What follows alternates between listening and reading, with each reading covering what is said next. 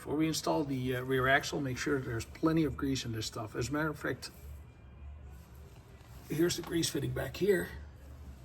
Put a lot of grease in it so that all the old grease comes out. You'll find that the old grease is probably very much waterlogged if you take the car in the water a lot, because where this seal points inwards, the other seal points outwards. So nothing can come out here supposedly, but nothing can come in there. Now, what happens is when you take the car from a warm drive into the water, temperature goes down, a little bit of water gets sucked in here, and then of course the other way on the other side. So without further ado, let's put the hub on.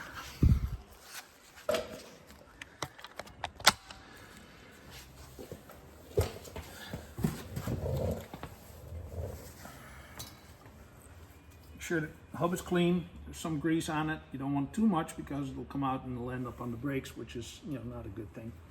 But hub goes on like that. Then I use my handy dandy hub holder tool thingy that I made for it, which is basically 2 holes in a bar. Take the nut.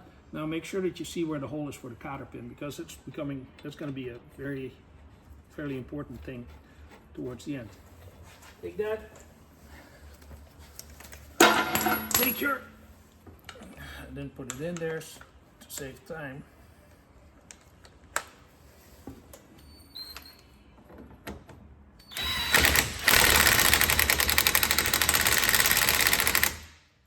Okay, a little bit more.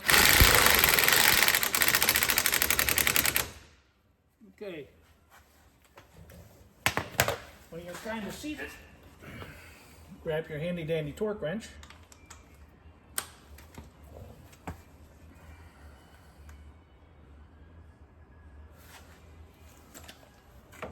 Torque it down to about 100 foot-pounds. You're going to find that, it's going to be fairly easy to do it for a while, until you get close to 100. When you get close to 100, look at where the thing is in relation to the cotterpin. And you're finding that to line it up, after 100 it really doesn't move a lot. So